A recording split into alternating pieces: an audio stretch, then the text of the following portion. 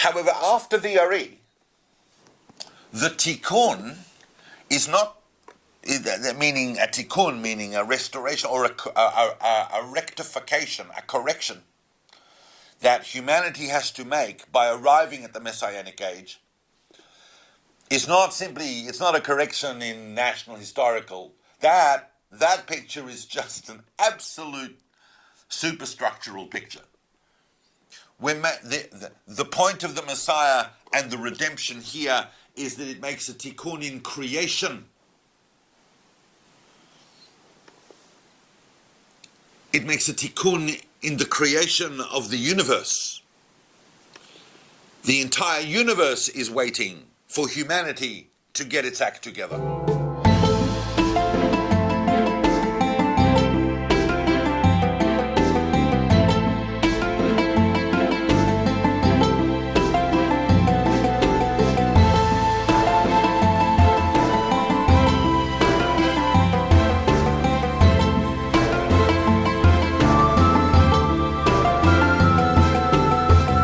Let's go back into the Messianic idea in Jewish history, of which this is part number 4.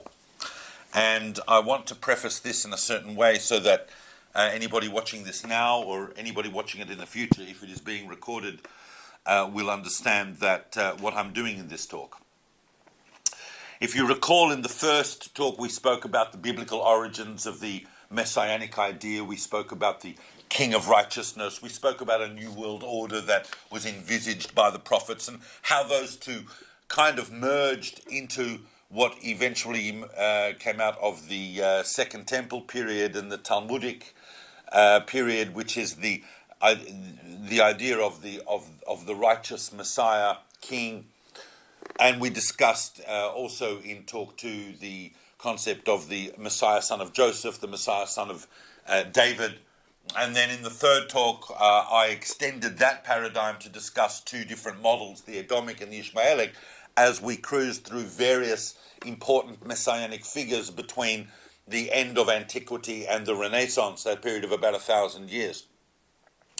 So tonight, basically, we've got to do the whole of the modern period, or even the antecedents of it, and we're going to go from around the 15th century right up till today. So that would mean approx the last 500-600 years, and some of you might be thinking, what false messiahs have we had in the last 500-600 years?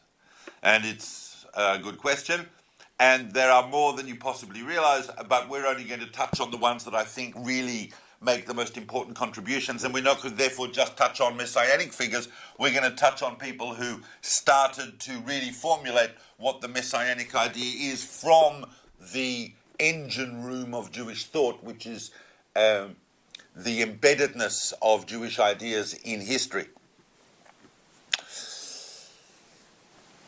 But that said, I want it to be understood that tonight I'm going to not go into a lot of historical detail. I did mention this last week in relation to that talk, but this talk, I want you to see it more as a case of musings, because I'm going to rely on the fact that this audience is capable of looking up some of the things I'm talking about if they want to go into the actual narrative historical detail. Obviously, we'll touch on some important and interesting aspects of that narrative, but really only in as much as it informs the idea, the messianic idea, as it's propelled forward in Jewish history. Yeah, but I want to start in the 15th century, kind of in the 1400s, because once we are in the post-Zoharic period, and we did speak about the Zohar last week and this new redemptive paradigm that the consciousness of the Zohar is going to bring into the world, and by the time you get to nearly 2 centuries after the Zohar and its mystical apprehension of that cosmic world order have started to be absorbed in the Jewish world, and that Kabbalah, and especially following the not only the dissemination of the Zohar, but also of all its attendant literature, and particularly the literature of the Tikkunim, that were really trying to awaken the Jewish people to this what we might call the spirit of redemption. even if it wasn't yet located in any one particular individual, the idea of the spirit of redemption, the rucha de purkana, as they would say in Aramaic, is circulating like, okay, it's well over 1,000 years now, it's well over 1,200 years, it's well over all possible interpretations of how long this exile is going to end. And we're already, in the 15th century, according to the way the Gentiles count, and still, Adayin lo ba, he hasn't come. Now, if you would recall last week also, we spoke about the kernel of this idea that the Messiah could actually accomplish redemption through magical processes. And so it started to be understood that, well, if, as the Zohar tells us, the true divine reality behind this one is the one the Zohar is telling us about, now that could be subject to manipulation. If everything that we're seeing is the result of divine forces playing out on some higher level, then we access the higher level, and for a boom, we do a little bit of Yiddish kung fu up there, and we could actually arrange the energy such that the Messiah will come. What we obviously have to do is we have to defeat the big enemy. Now, who's the big enemy if you're sitting around anywhere? Really, in in Europe, what we now call Europe even, in the 15th century, it is, of course, going to be Rome, personified, or Edom personified as Rome, and spiritualized in the mind of the Kabbalist, of course, as the spark of Edom, which has gone through history to become Christianity. You have to defeat Christianity, and especially given that most of the persecutions of Jews at that time seemed to, if not directly come from the church, just generally always have something to do with someone Christian not liking Jews. And when you go a little further and you wipe away all your garden varieties, anti-Semitism and xenophobia, you might even find at the bottom of all that some theological core. And therefore, if you can spiritually defeat that theological core, or in some way, well, more on that later. And what developed from there, obviously, and those of you who are aware of what I'm about to talk about will know, but we start to see a concern about the study of Kabbalah, because people are engaging in what could really only be described as bordering on sorcery to bring about the betterment of conditions for Jews. And people started talking about the dangers of this and the dangers of indulging in messianic activity to try and hasten it and bring it about.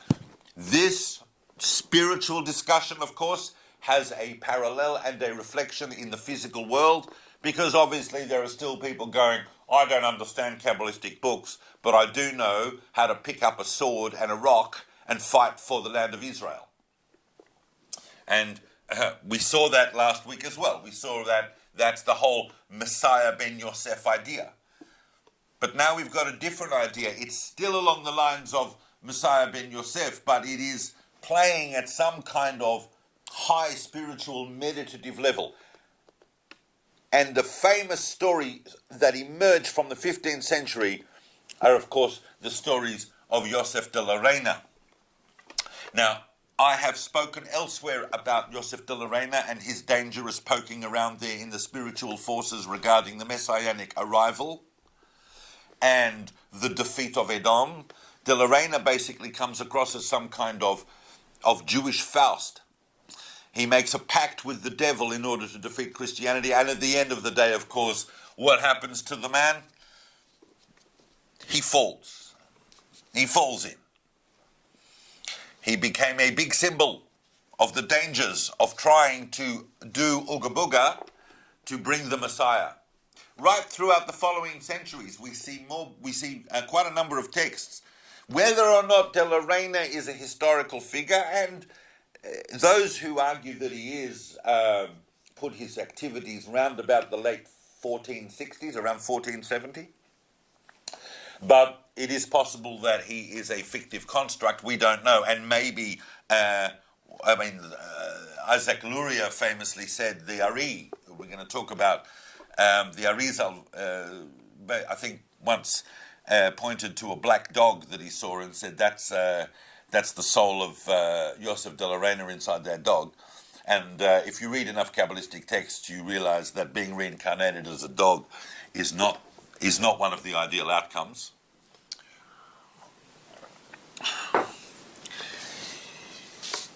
Della Reina, in fact, had a very interesting vision, because his vision was, and he's responsible, most of what we know about him is discussed by a book that emerges around that time in a circle of people around Della Reina. And what they're discussing are very interesting ideas. Della Reina's vision actually was, there was a theological core to what he was doing that we actually know about, and this is what lends credence to the idea that he may have actually been a historical figure, or at very least the construct of a historical figure that was thinking about these ideas. But their idea was actually to transform Christianity, check this out, 15th century, to transform Christianity to become a protective body of Israel. So they're envisaging a world order in which the Jewish people are in the land of Israel, doing their thing, bringing whatever divine light is to come into the world. Around them you have a kind of a shell, which is the Christian world, that is completely, whose most important singular reason for being is to protect the Jewish people and worship God and respect the temple, etc. And then outside that, we imagine that everybody else can be Islamic. That would be the Della Reina model, and not all of that has transpired in history, but if you look at where we are now generationally, we're not a million miles away from heading in that direction. So when we say that Della Reina failed, we have to be very careful. As I've said elsewhere, maybe Della Reina didn't fail. Maybe he had to sacrifice himself in order to achieve what he achieved. It's all shrouded in mystery, but Della Reina is an important contribution to that idea. Unfortunately, however, other Kabbalists and other Jewish thinkers did not see Della Reina in a positive light, and many Kabbalistic books, and when we talk about Kabbalistic books, I talk about them not simply because they happen to be an area of specialization for me in Jewish history, but because they are really, in the 15th, 16th centuries, they stand up and start becoming a serious part of the engine of Jewish thought. And Della Reina, in fact, was even blamed for the expulsion. Not only was he blamed for the delay of any redemption that might have come, but he was blamed for the Spanish expulsion. People were looking around for a reason, a mystical reason, as to why the tide had so radically and suddenly turned against them in Spain, and why all the Jews were expelled from Spain and Portugal at the end of the 15th century. Why had that cataclysm happened? Untold suffering, not just from the expulsions, but of course from the Inquisition itself, felt for centuries, even till today. Those traumas are still felt. Now why? Was that the famous Chevlei Mashiach that the rabbis of the Talmud told us about? Who said that before the Messianic era, we would have to go through some terrible things. Well, how more terrible can it get than the Inquisition and the Spanish expulsion? They must be Chevlei Mashiach.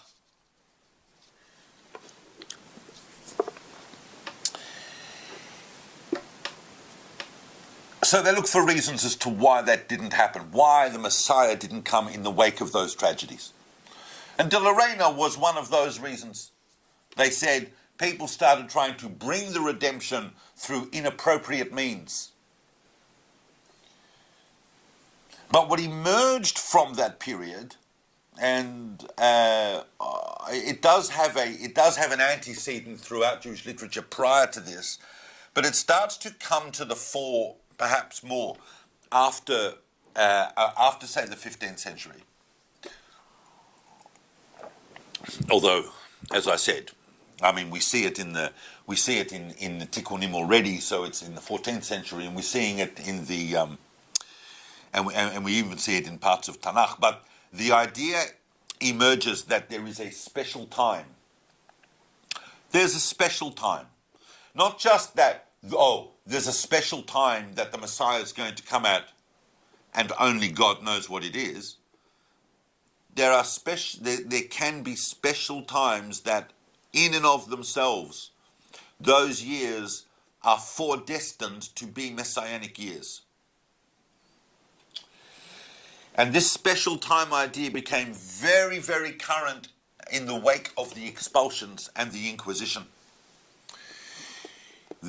All the tragedies of the Jewish people started to be seen on a kind of a cosmic level. Remember that these are people that are reading the Zohar, and even people like Abrabanel and so on, who are thinking deeply about the Messiah.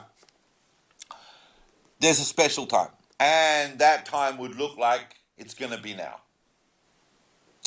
So a prophecy emerged quite significantly that the Messiah would come in 1530. When I spoke last week about Molcho and haReuveni, I didn't even make mention that they happened to appear at a time when there was a prophecy about the appearance of the Messiah. But a figure like Rabbi Avraham ben Eliezer ha-Levi, who I probably have not spoken about in other talks, but who is a significant figure in this discussion, because he, actually I have mentioned it a couple of times, but he is a significant figure in this discussion because he is the author of a book called Sod Galia Raza,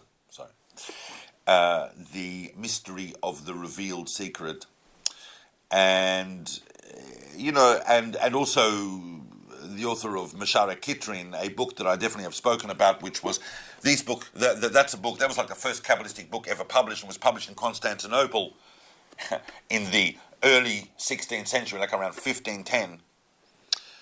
And there, he's basically telling you that, well, we've had the Islamic conquest of Constantinople in 1453. That was the end, frankly, for Esav. They got conquered.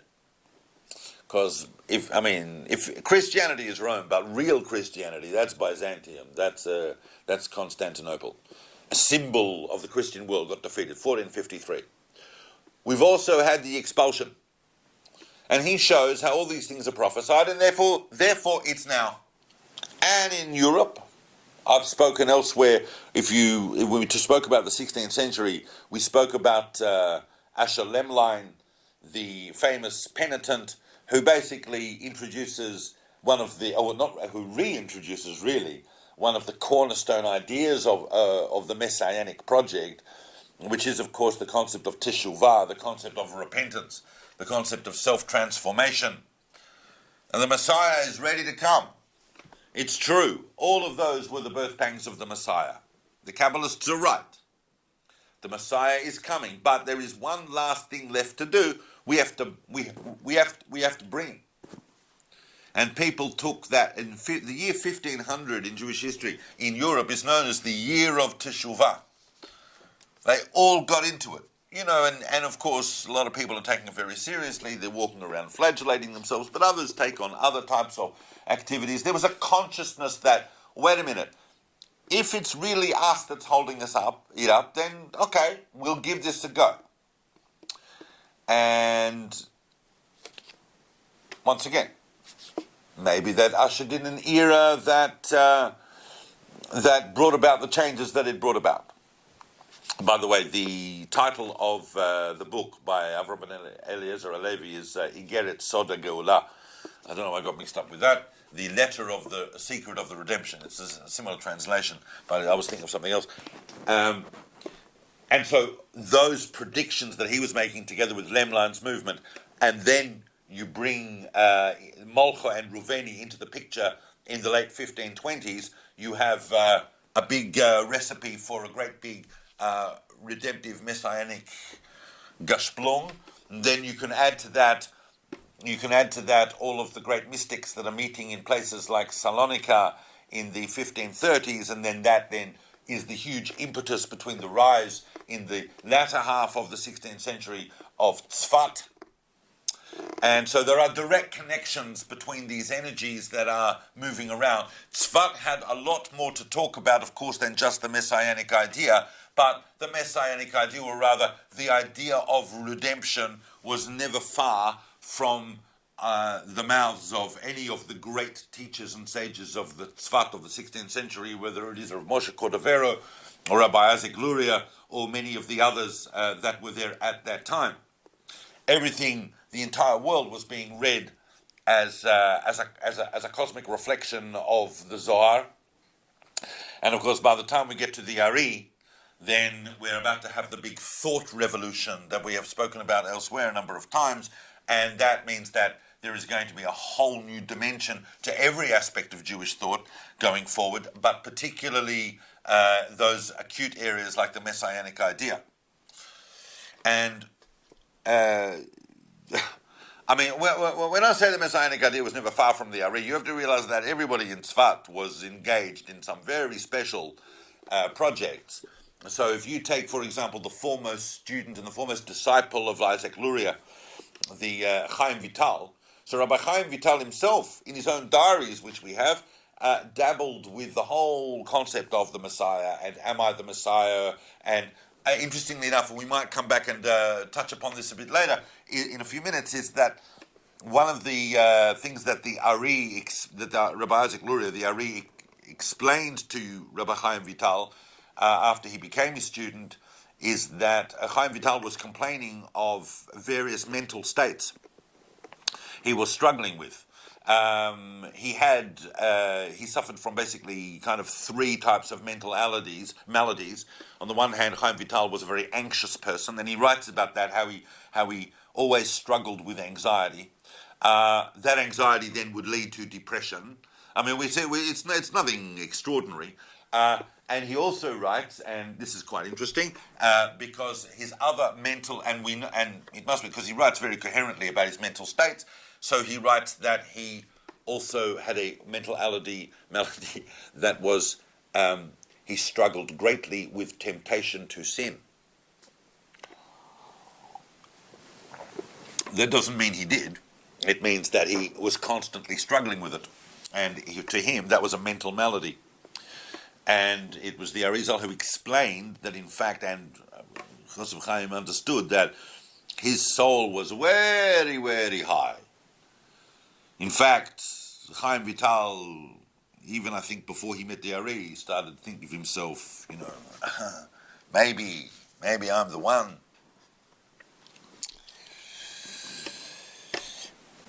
But I want to look at this fundamental difference between the way the redemptive idea is treated in the Zohar and what happens as we filter that through Lurianic Kabbalah. It's not, and through the teachings of the Ari and in Tzfat, because we obviously don't have time to go into the full picture of what the Ari is doing. But if we just make this remark, and that is that. And this remark, in fact, is this observation is probably better expressed in Yehuda Liebes's article, "The Messiah of the Zohar," which is a good article to read if you want to really understand that certainly from Liebes's perspective. But he's on this topic. He wrote a very, very an excellent piece. But basically, the Zohar is the redemption of the Zohar is still a historical redemption. It's spiritual, but it's a national, religious, historical tikkun, effectively. We fix up history, we fix up the world order, Shalom al Yisrael, everything's fine.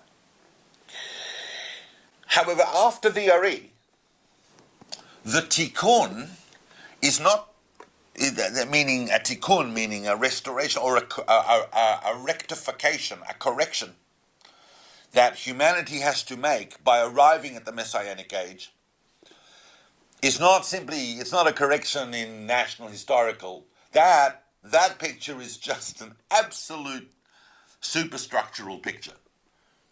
The point of the Messiah and the redemption here is that it makes a tikkun in creation. It makes a tikkun in the creation of the universe. The entire universe is waiting for humanity to get its act together. And the Ari says, and when I say the word universe, whatever your picture of that word universe is, I'm talking way beyond that. And the idea, just one of the redemptive outcomes of the Ari's thought is the picture that as a result of the cataclysm that was caused, which resulted in the dislocation of the idea of God in the world and the dislocation of humanity from its proper stature and the dislocation of the people of Israel from their home, etc., etc., basically the dislocation of the presence of God from the world. When that dislocation happened, and the vessels that contained the light of God fell into, downwards, the sparks of divine light, and all divine light is redemptive and transformative, but those sparks got exiled deep within. And what emerges from the Ari, and that I'm particularly interested going forward, because I think this is one of the key points that underpins what we're going to talk about. The idea that the Messiah is a special soul. That special soul is a soul capable of redeeming the sparks. A lot of the sparks have already been redeemed by great righteous and holy people throughout the course of the exile. Obviously, those sparks have to be redeemed by the Jewish people in the mundane reality that surrounds them in order to move the universe towards rectification. But there's at least one spark that's waiting, possibly more, that's waiting for that very special soul that will be able to extract from the deepest recesses of the husk, to rescue the last remaining spark so that it can begin its transformative journey of ascent from the depths of the klippah, from the depths of the husk, from evil, from the mundane reality, coarse reality, through the Jewish people, through the world, to transform the world.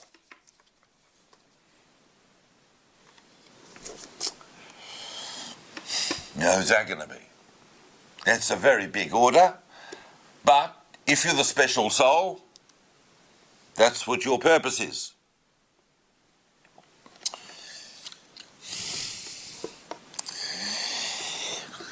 And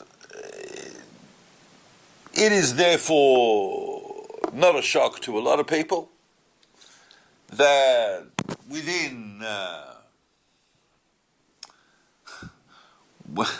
over the course of the following century after the Ari, while people are waiting for the special soul to arrive that's capable of redeeming those sparks, along comes an individual who says, and what he says, you know, when we talked last week about the concepts of, when we talked, no, actually in I think it was in talk 2, we spoke about, in talk 2, we spoke about Bar Kochba, and we spoke about Rabbi Akiva, yeah? So there seem to be two types of acclamations going throughout Jewish history about the identity of a Messiah. Yeah?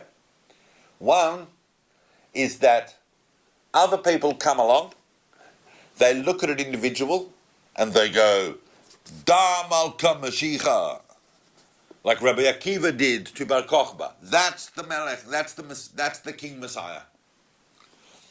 And then the other type of proclamation is where an individual says of themselves, Ana Mashiach, as we saw with Bar Kokhba in those famous Midrashim. And they had to come and explain to him why he wasn't.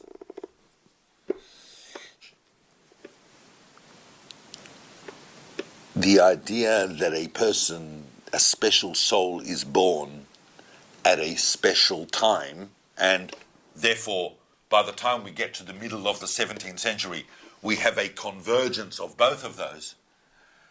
Those who believe that there is a special soul born and those who believe that it's a special time are all now on the same page, and therefore when that individual appears, it's going to arouse a very, very great level of interest. However, over that time, and due to circumstances that we can't go into the narrative now, but except to touch upon where it's important, the Messiah that we get in the middle of the 17th century, and I've spoken elsewhere also about the contributions of people like, of the book Emek HaMelech and written by Rav Naftali Bachrach to the whole redemptive spirit that is moving, but it's really emerging from the groundswell coming out of Tzfat and other places, and the whole new order being put in place in the world by the conquests of the Ottoman Empire, by what's happening in Europe, Treaty of Westphalia and so on. A lot of different political things going on in the background, but certainly to the people at the time, and I reckon that we would have been among them, us astute observers of Jewish history. Sometimes you say, well, it's easier to see what's going on in history than it is to see what's going on in our own time. But to the extent that we would have understood it, it looked pretty good as fulfilling the kind of conditions that you'd want for the Messianic period. That would be a separate discussion in detail, why that would be. But let's just take it that people were pretty interested in the idea in the middle of the 17th century, not just in the Jewish world. And a lot of rise in millenarian thinking across Christianity and so on. There was, things going on. But no one predicted that the Messiah that would come to redeem the sparks would actually be what we now could refer to as an antinomian Messiah. The word antinomian is a word you need to understand if you're going to look at anything to do with the Messianic idea in Jewish thought or in Jewish history. Antinomian means that your project and your ideas and your whole agenda is in the complete opposite direction to the generally accepted mainstream thrust of culture. I mean, an example today would be if someone was to make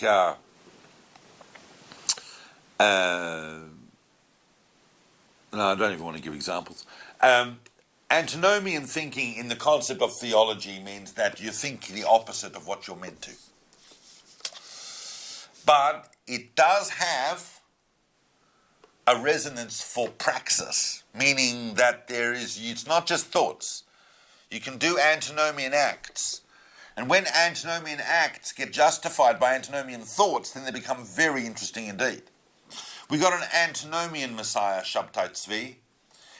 Now, some would say, oh, no, you're only saying that, David, because you're buying into the rabbinic narrative. The rabbis are deciding what is nomian and what is not. Well,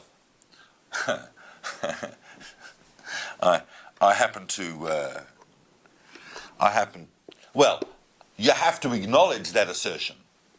I mean, you have to say, at the end of the day, what goes forward in Jewish thought is what's contained in texts written in Torah. And who's writing texts in Torah that then get moved forward by the great-great-grandchildren of the people who wrote them, or their friends.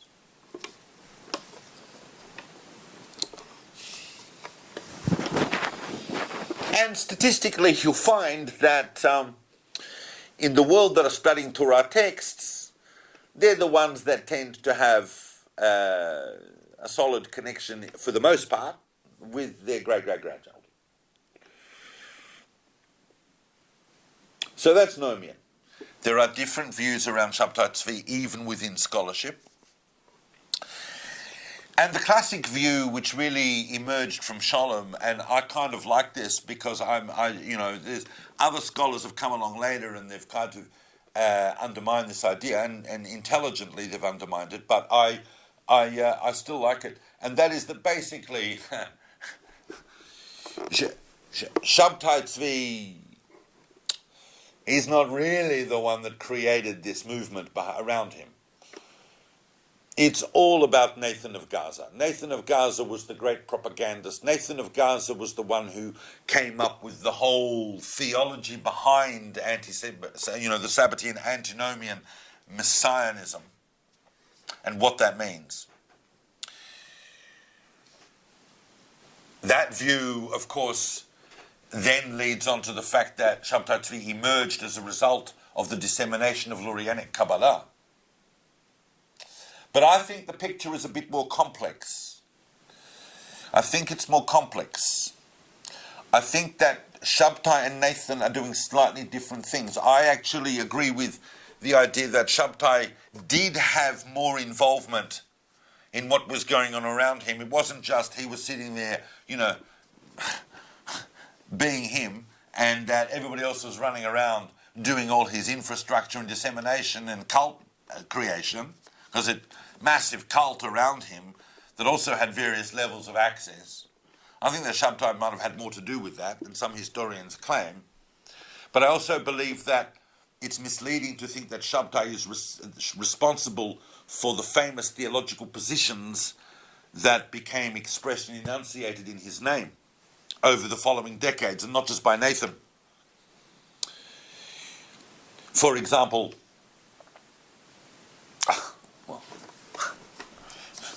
let's look a little at what this means. I think that they looked at the Messianic idea in slightly different ways. Shabbetai Zvi saw the cosmic realities of the Zohar somehow internalized in his own soul.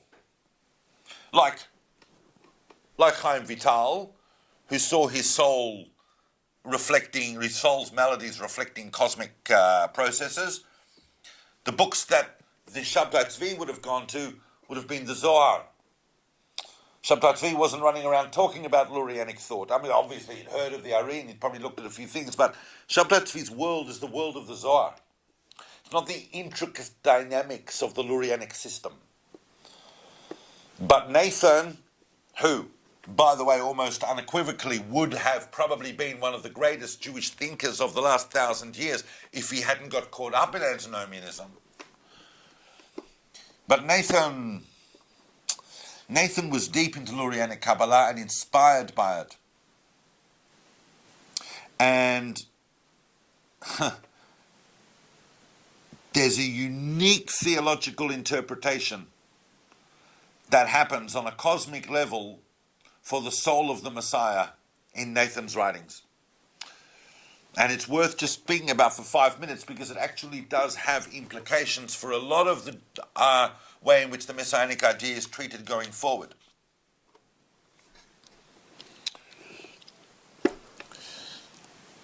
I mean, and Nathan tells you, for example, I mean, it's hard to know exactly how one would get into the theology of Nathan of Gaza, and in other lectures where I've had to focus on the historical narrative, I haven't been able to do this in any kind of detail. Not that we're going to do too much detail tonight, but just for a few minutes. I want to go into Nathan so that you can see how startling, but also how seductive an idea it is. So Nathan tells you, for example, that in the future, or after the Messiah, and kind of now, if we are now living the Messianic reality, that there won't be, everything will be permitted to eat. Forbidden food will be kosher. Either because all the sparks have been redeemed out of it, it's not holding on to anything anymore, but also because we will have the power, we'll all have the power to redeem whatever sparks are in it, or to transform it. That entire picture won't apply. On the one hand, we've got the Sabbateans poking around with bits of forbidden food because they want to live the Messianic consciousness now. That's just the beginnings of the antinomian journey. We saw that in Melbourne. I'll name it. I saw it. I don't think you can find it now, but I saw it. We saw that in Melbourne a few years ago, certain people who were wanting to show that they are living in the post-Messianic and made a video at a family picnic on the afternoon of Asara B'Tevet. Astonishing anthropological phenomenon that got them into a lot of trouble. Apparently, freedom of thought is not completely rampant in the Jewish community. I want to read you this passage here, which is a passage that, and I'm going to spend a couple of minutes on it because I really want to come to terms with this. It's a passage, it's not a passage from Nathan of Gaza, it's a passage actually from a Lurianic source text. So it's part of the wider compositions of Rabbi Chaim Vital, of his master's teachings.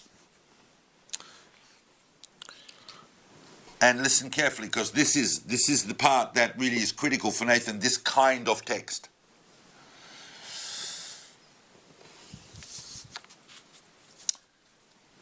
For what reason did God make Abraham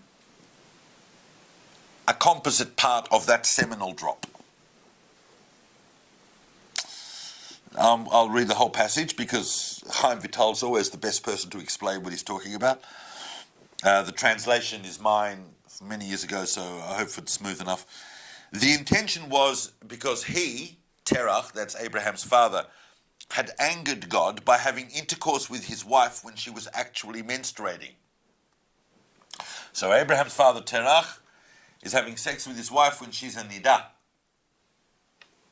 So already you're reeling from this text because you're going, holy manoli, right? The soul of the father of the Jewish people was brought into the world through a man having sexual intercourse with his wife when she was having her period. And that's something I need to know. And so God found a cause to deceive the external ones and to take out the soul of Abraham, peace be upon him, from their midst and incorporate it into that seminal drop itself. And because of this, the external ones could not prosecute his taking it out from amongst them, since that drop was soiled. And on this it is said, who shall give pure from impure? For, and this is the key part, it is impossible to take out a pure soul from an impure husk unless he first inserts it into an unclean seminal drop.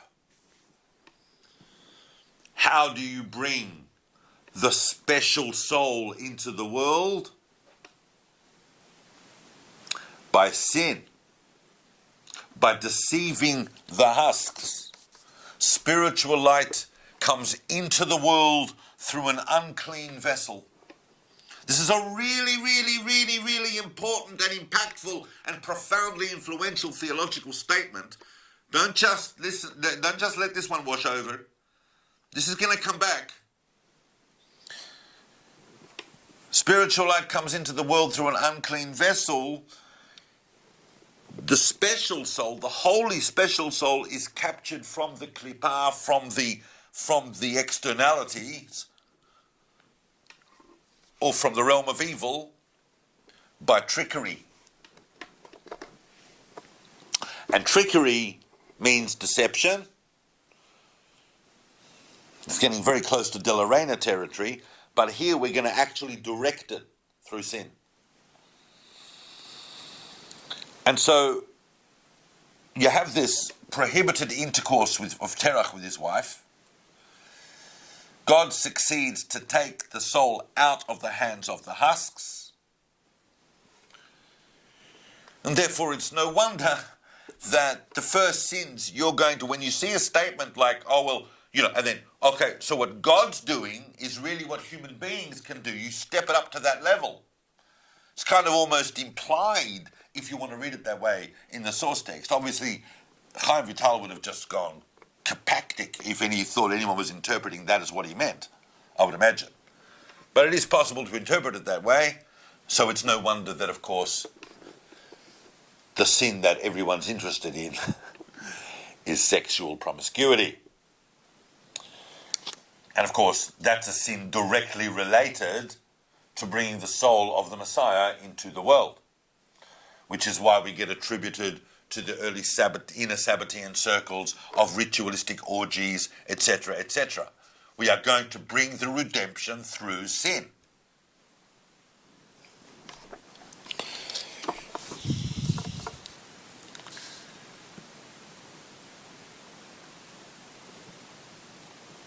But of course, Nathan then had the interesting job of having to explain why it was that the Messiah ended up converting to Islam. And of course, he didn't just have to explain why that last spark wasn't in Edom, it was actually in Islam, and which that's not a problem. He'd just do that in 5 minutes on a Sunday afternoon. Nathan could do that. But he really needs to come to terms with the whole concept of the apostasy. That, on one sense, fits into the picture we have already established of the Messiah having to come through the unclean, but it still needs to be understood what that represents. And in that whole famous drush that Nathan writes, he writes about the relationship between the apostasy of Shabbetai Zvi into Islam, which from a Jewish Messianic perspective would be considered the unclean. Not that Islam is unclean, but we're talking on very high levels here, that he had to go through a type of klippah to redeem the last spark from Ishmael, is very similar, is exactly the same process as saying Tachanun at the end of the repetition of the Amidah. When you fall on your face, it's a descent for the sake of redemption. And then we could do, we've spoken about Nathan's mystical mission to Rome. So Nathan is still trying to dabble, even after the apostasy. Nathan was still in this framework that the special soul at the special time, mystical means. Shabbetai Zvi knows what he's doing. It's a theology that is very, very complex. Don't worry, he's the Messiah. He's coming back. And of course, the whole of the next however long, certainly most of the 18th century, are reeling from the events of Shabbetai Zvi. But it's been pointed out, and once again, the scholarship on this is extensive, but one of the interesting ideas that emerges is that Shabbetai Zvi's messianism had a dimension to it that was not actually a political messianism.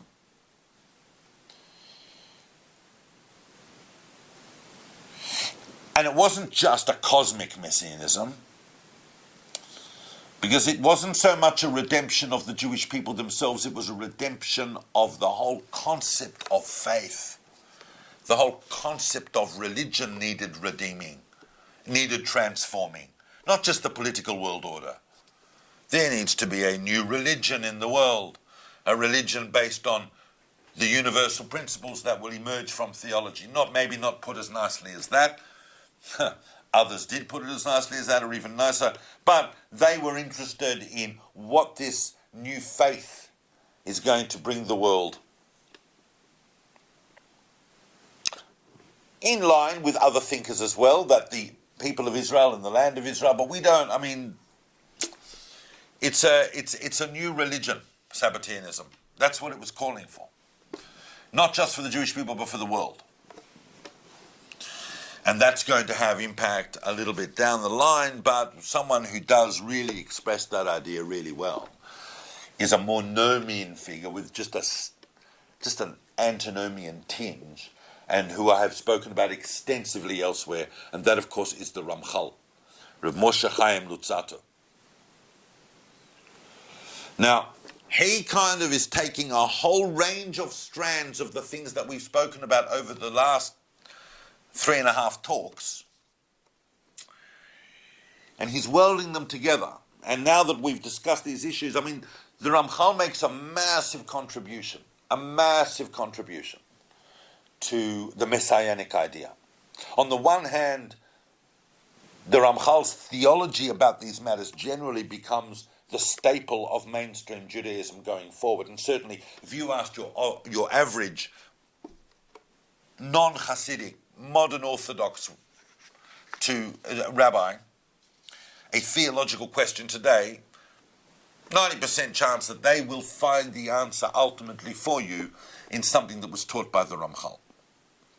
So on the one hand, he's defining the theology.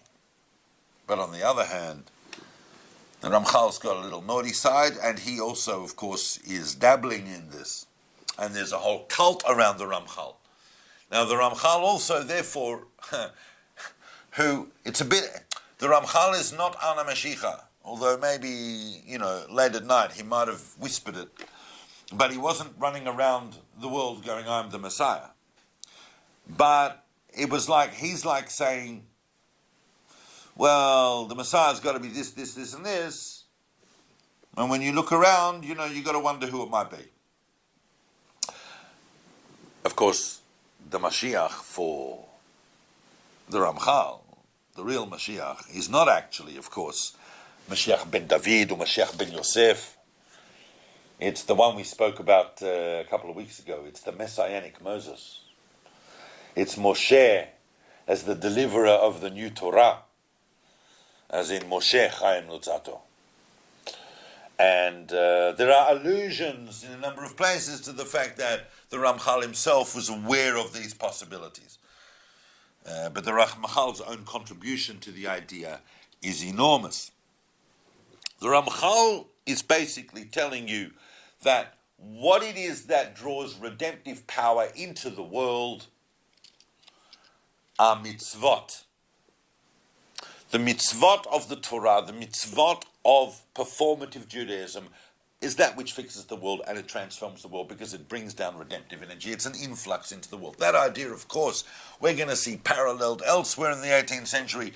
That idea, the influence of the Ramchal's vision of that on the Baal Shem Tov and subsequent Hasidic thinkers along those lines would be worthy of a study. But the Ramchal's picture begins to look like that.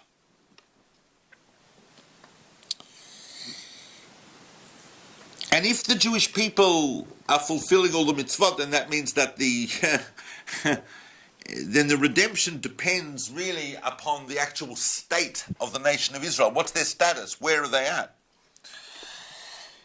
And that the establishment of a Jewish state in the land of Israel, a population that are keeping the mitzvot, will line up everything in the Ramchal's great schematic, which is very systemically aligned, and boom, everything suddenly slots into place, and you arrive at global divine consciousness.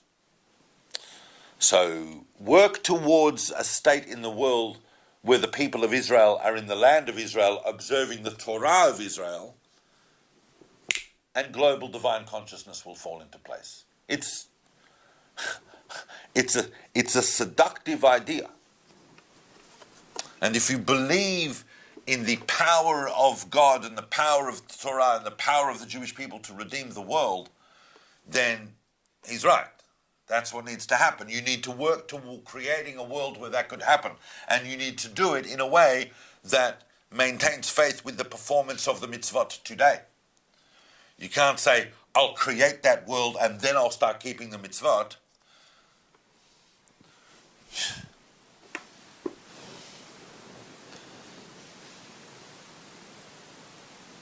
I mean, when the Torah says don't kill, the Torah says don't kill. You can't say, I'll bring about the state where the Messiah will come and then we'll worry about don't kill.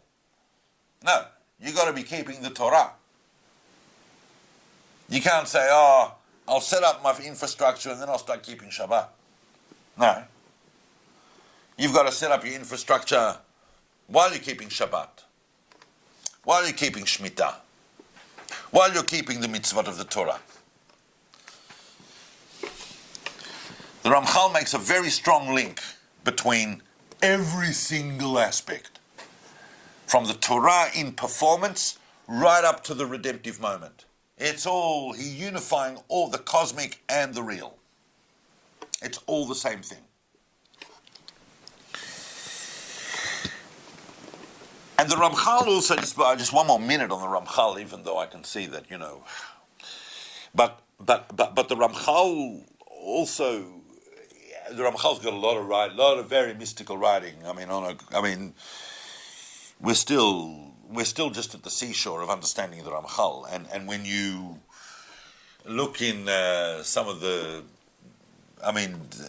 entire circle, those guys in Italy in the first few decades of the 18th century, the Ramchal, David Valle, all of these, all of that chevra, obsessed by the redemption.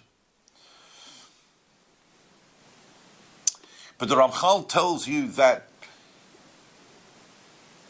there is no spiritual system in the world that can exist without a root, a spiritual core. It has a root spark that sustains it. We know that. And the Ramchal reminds you that that spark is in Christianity. There must be something in Christianity that is a spark that keeps it going. There is a core truth. And the idea of Christianity itself, the essential idea of Christianity as it relates to the Torah, which is that ultimately the Torah of Din, the Torah of judgment, the Torah of law, is superseded by the Torah of Chesed, the law of divine grace, that has a root in holiness.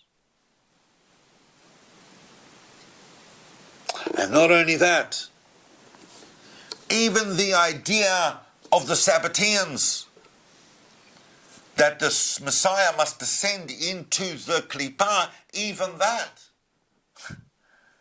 has a root in holiness. In the case of the Sabbateans, the Ramchal argues, he was never meant to do it with his body. He was only meant to do it with his soul. In the case of Christianity, the Ramchal would argue that at the end of the day, they had the right idea, it just was completely the wrong time, and it hasn't happened yet because the world is still afflicted and waiting for that ultimate redemption. That leads on to a whole range of criteria by which you would know that redemption has happened. But if people are still bombing you, then it hasn't happened. And of course, the 18th century is reeling in other directions as well from the Sabbatean events. So while the Ramchal is doing that, a few hundred miles away in the Carpathian Mountains, you've got the Baal Shem Tov, and then the entire Hasidic movement and phenomenon that's going to follow in his wake. We don't really have time to go into the whole redemptive idea of the Hasidic movement. It's a very complex field, but we can visit one location, legendary location in the Baal Shem Tov's life, and everything about the Baal Shem Tov's life is shrouded in mystery and legend. But we have a very famous legend that the Baal Shem Tov reported that he made a meditative ascent to the Garden of Eden where he met the Messiah. And he said to Messiah the famous words, also echoing a Talmudic passage there where the same questions was asked, but says to him, although in the Talmud they're asking it of Elijah the prophet, but here he's asking the Messiah himself, and he goes, Ematai Emosai ka'asimar, ematai ka'temar, when is the master coming?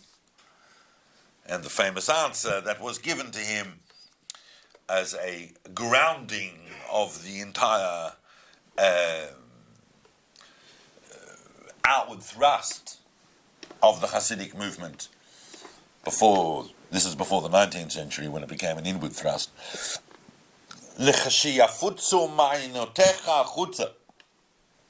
When your well springs shall spread forth to the outside. Now we have to understand what would the Baal Shem Tov or any of his followers understand by the terms your well springs. And then we'd have to look into Hasidic thought to try and define at the end of the day what what it is that is supposed to be spread outwards. And if we were to narrow it down, we could talk about a number of things. And once again, I've given entire talks on the Hasidic movement and tried to, essentialize what it is. It's never really successfully done. But I like the idea that if we look at it in this framework, in the framework of what the Ramchal was talking about and what others talk about, really we could say that the Hasidic thought belongs to a category we call ta'ameh mitzvot. The reasons why we do the mitzvot, in terms of servicing God, joy, identity, but also redemption. Whatever it is the Baal Shem Tov wants the Jewish people to do, he wants them to have a relationship with their Father in heaven that is dependent upon the heart. That's the essential teaching, but it is at the end of the day a way of existing as a Jew in the world, and that is the reason why you do things, tying into all of the mystical reasons. He's bringing the mystical reasons into emotive reality, but it belongs in the realm of ta'ameh mitzvot, why we are doing mitzvah. In other words,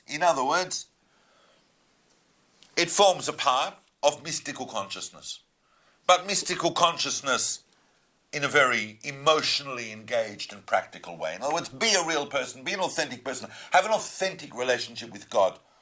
Your bridge to God is through the Torah, it's through the commandments you're giving, but you're approaching it not just because it's the Torah and you have to, but because you want a relationship with God, and that's where your life with God is going to be found. It's going to be found in the Torah, because that's to where your soul is drawn. Although some would say, that's a very strange way of encapsulating the message of the Baal Shem Tov, given that, there's a whole emphasis on prayer and so on. It's all about the heart. Whether it's Torah, whether it's prayer, it's coming from the heart. And if we're talking about the Baal Shem Tov, and I can see the time, and I don't have many minutes now to even just get through what I want to, but if we're talking about the Baal Shem Tov, then you're immediately thinking, David, remember false messiahs? Because we're not sure the Baal Shem Tov Messianic consciousness in that entire existential revolution he's effecting is not a million miles from the Ramchal, but it's not really focused on the Messiah. The Messiah will come when God's ready to bring it. Our job is to take people out of their depressed state and put them in an exalted state of joy at the reality of being a soul in the world that can serve its Creator. But the Baal Shem Tov had to deal with another very big Ana Mashiach of the 18th century, who was, of course, a complete devolution from Shabbetai Zvi in the figure of Jacob Frank. And Jacob Frank, we've spoken elsewhere about Jacob Frank. He is a fascinating figure, a very naughty figure, of antinomian on crack. He made Shabbetai Zvi look from. I am the spark of Edom, says Jacob Frank. You want to know the final spark in Edom? It's me. I'm the last of the Edomite messiahs. In fact, Jacob Frank saw himself not merely as a reincarnation of Shabbetai Zvi, but basically a reincarnation of every messiah so far, but particularly Jesus of Nazareth and so on. His whole idea was really that the ultimate redemption is a synthesis of all religions, around which it's always been fun to erect a cult, and that he did. Took hundreds of people into his synthesis of Judaism with Christianity, which the church called Christianity, and fought numerous debates. Not a great time for the Messianic idea.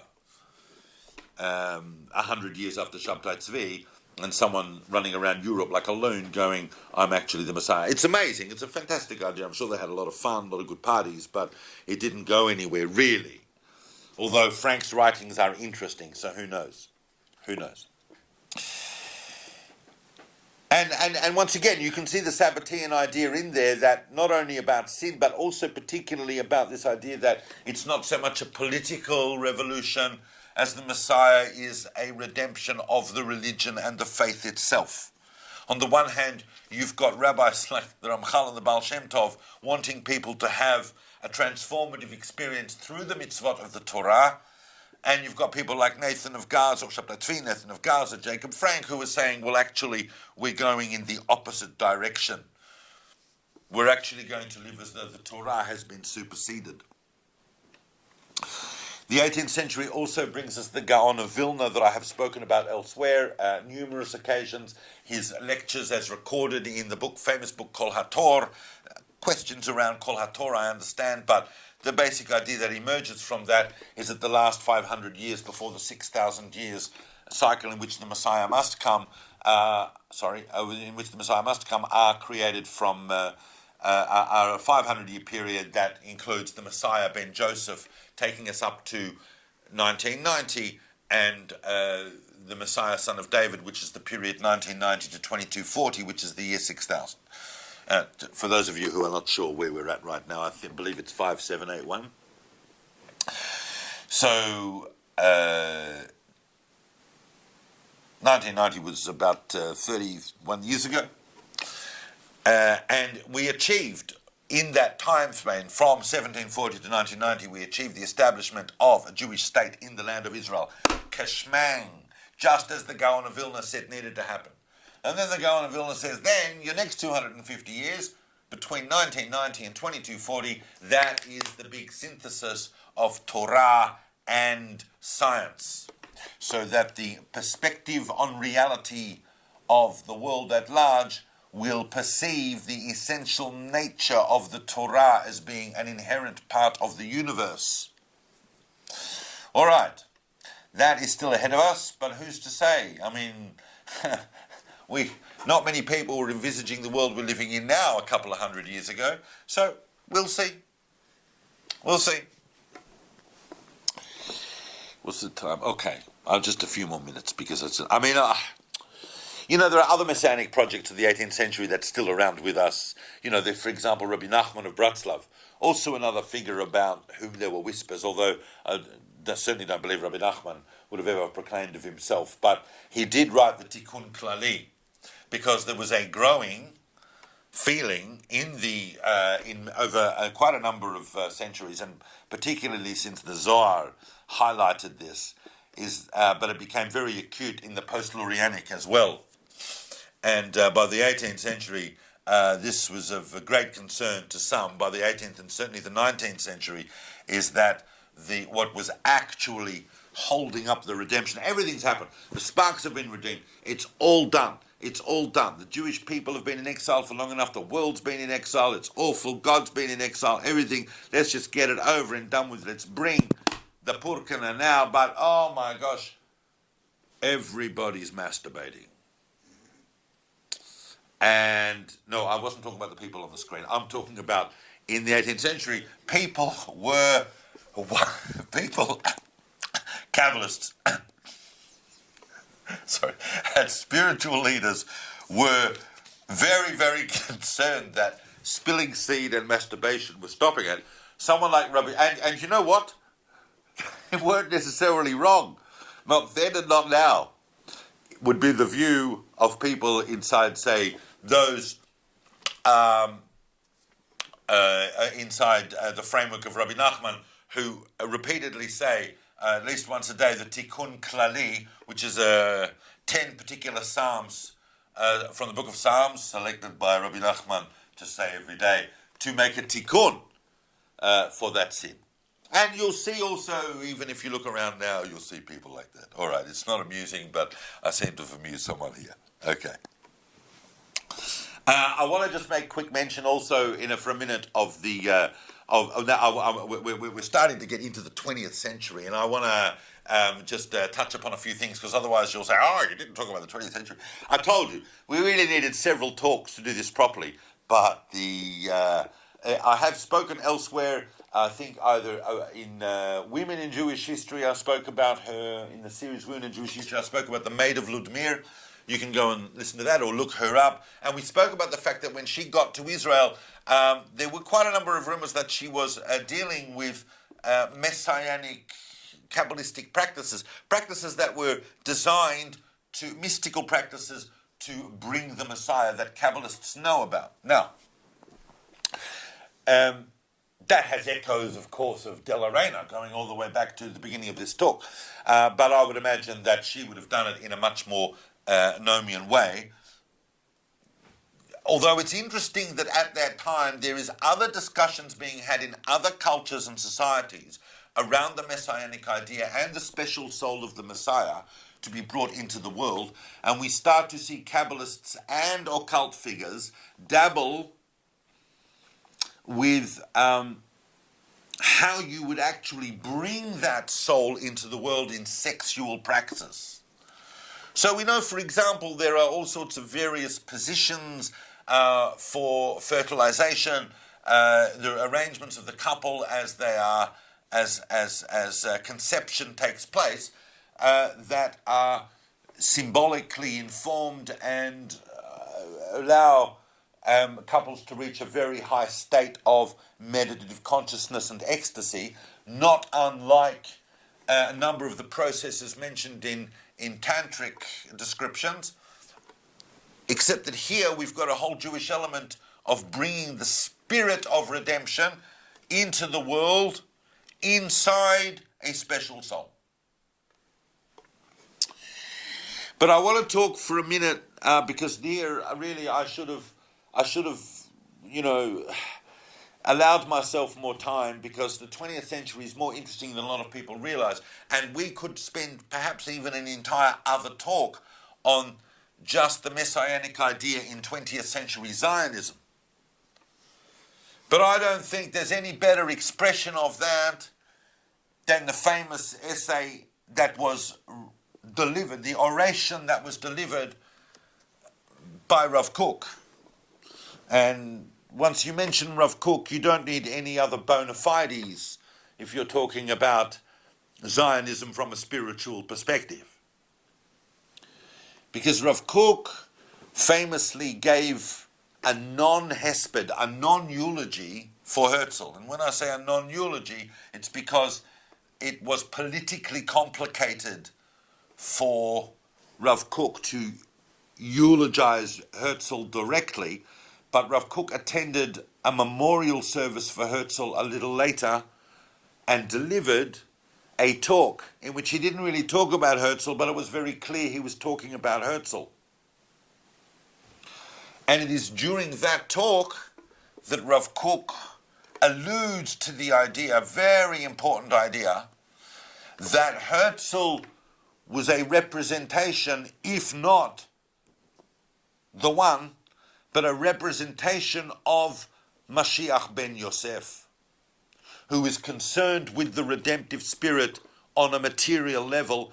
And he basically takes the argument that we discussed before that had been brought, he takes the idea enunciated in the Ari, which was kind of distorted by Nathan of Gaza, but the idea that the Messianic soul needs to emerge from or find itself within the outer world, but it has a dynamic movement towards the inner life of the Jewish people. It moves from the universal to the particular, just as the redemptive spirit in the Jewish world moves outside as well, and the special soul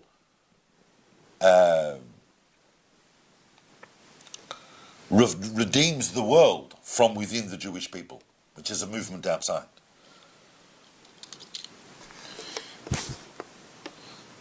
That would be Mashiach ben David. So the redemptive spirit is embodied in Mashiach ben Yosef. The redemptive reality is Mashiach ben David. And we also find that it's a little astonishing. I mean, you have to admit that if people in the early 16th century couldn't imagine how the Spanish expulsion could not be Chevlei Mashiach, the birth pangs of the Messiah, then,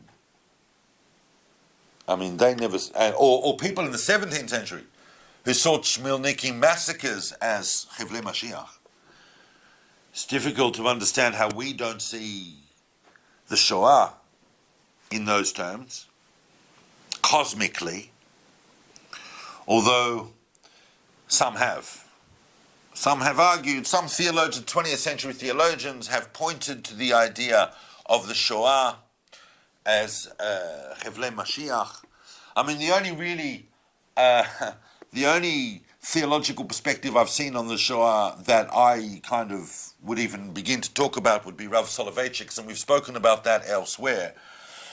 But it's not yet appearing in the consciousness of the Shoah inside the engine room of Jewish apocalyptic mysticism or eschatological mysticism has not yet been made apparent, which is itself quite remarkable and might reflect on perspectives on other times when people think that happened. I've obviously got now just less than 10 minutes, and I obviously want to talk about a couple of things, and then I want to finish off, because I know that everyone's wondering how would David finish a 4-part series on the Messianic idea in Jewish history. Is it going to end with a full reveal? And I want to take you to that point. It obviously would be a shortcoming of this talk if I didn't talk about the Lubavitcher Rebbe, Rabbi Menachem Mendel, whose followers were still today, Da Malka Mashiach on crack. That's the Mashiach. And in fact, that's what the Rebbe was. He was nothing short of the Mashiach of the Rambam's Hilchot Melachim living in Crown Heights. I mentioned the Rambam's Hilchot Melachim last week, the Laws of Kings, the 12th chapter of the Laws of Kings of Maimonides, where he describes exactly who the Messiah should be. That's the Lubavitcher Rebbe. Ticks all the boxes. And he's living in New York. As far as we know, and I think this is fairly reliable, the Rebbe never said of himself, Ana Mashiach. There was plenty of Da Malka Mashiach going on, which is really the Rabbi Akiva form from his disciples, but there was no I am the Messiah coming from the Rebbe. There is, however, a famous story that I remember being told when I was young, that, and I mean, when I was told this story, I was even given names, so, it would have probably only happened, maybe a decade or two, whatever, before, but apparently one of the older Hasidim,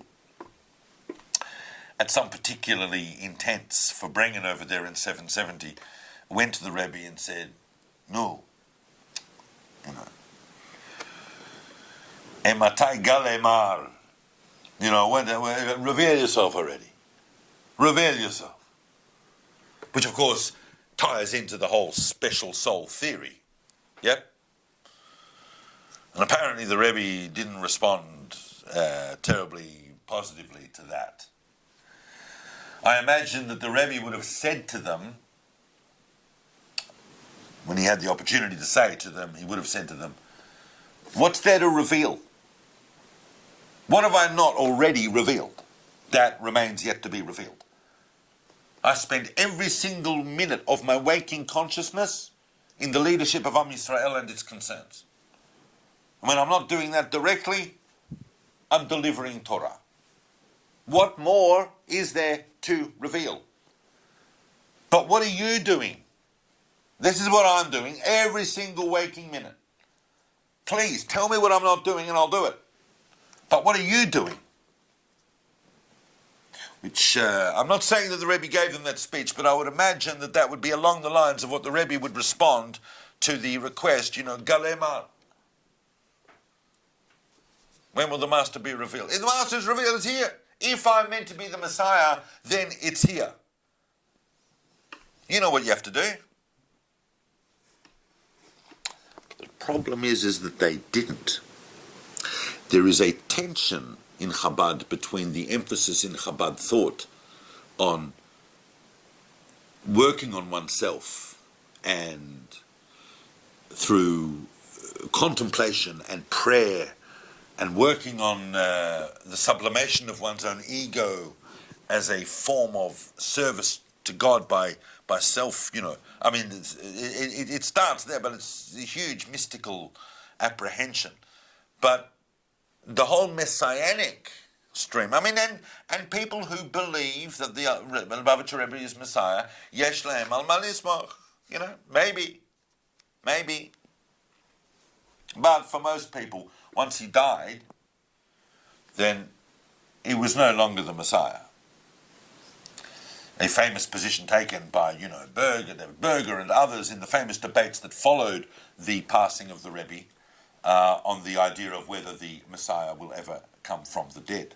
Because most of the Rebbe's, many of the Rebbe's followers believed that he was coming back, just as they believed in other former messiahs, and still do in some cases, that their chosen one is coming back. But, and who knows? I mean, the Rebbe, I don't believe, has actually ever entirely gone away, that's for sure, because he appears to people regularly, but not always in full consciousness. I was fortunate to be involved in, I had the circumstances to be involved with a figure that most of you probably would not have heard of, but was a figure who, I had the opportunity to see firsthand what happens around a serious Messianic aspirant. I mean, it's no secret, I was hanging out with Guma in 2009, and Guma was amazing. I mean, he would wake up at 6 a.m, blow shofar from his balcony in Yemin Moshe. He would only eat fig cakes, according to what's described as eaten by King David. He'd only drink water from the waters of the Gihon. I mean, an amazing story, cult developing around him. And, like other messianic figures, also troubled by mental affliction. He is no longer with us. Like Hanoch, he disappeared in 2012. But I had the opportunity to see that firsthand, and it's not a simple thing when messianic speculation is dangerous. I've seen that firsthand, but particularly for the person that starts to think that maybe they are the one who is at the axis of the changes in reality. I think that it is astonishing. I mean, and of course, so many messiahs are obsessed with messiahs that came before them. So Guma, for example, was obsessed with the Lubavitcher Rebbe. The Rebbe himself was obsessed with the concept of the Mashiach.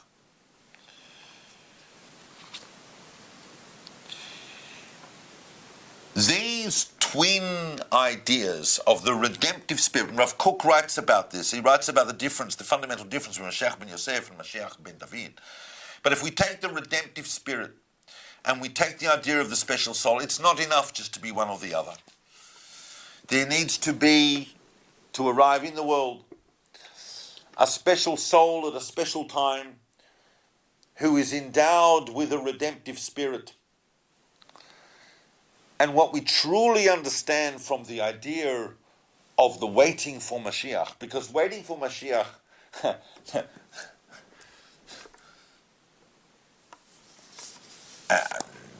has its own reward, but the key to understanding it is that it can happen in any generation. And if it can happen in any generation, then it can be any individual. God has made it very clear that He's not going to put parameters on who this person's going to be. It can be any individual in any generation. Any individual can be an expression of the redemptive spirit that transforms the world around them. And that's possibly the greatest contribution from the Messianic idea in Jewish history, is that yearning, that nexus, that encounter with the unknown, because we don't know on any day we wake up, is this the Messianic moment? The endurance of that idea is the pulsating heart of Jewish continuity. The belief that we can make a better world, the belief that I can make a difference, not only a difference, but maybe every act I do is the ultimate difference. I don't feel special, but with Rucha de Purkana, even those of us who are not so special can transform the world at any time. And on that note, we all pray that whether the Messiah comes today, or the Messiah came tomorrow, or whether the Messiah came yesterday, that we should only ever see humanity progress towards greater and higher levels of divine consciousness as they create the society they have the potential to create and the planet they have the potential to look after. And may that all happen speedily and in our days. Thank you for following through this series with me. Obviously, there are questions that even I have on what I've spoken about, but hopefully it has made sense of the generality of the Messianic idea. Now let's just go and fix the world.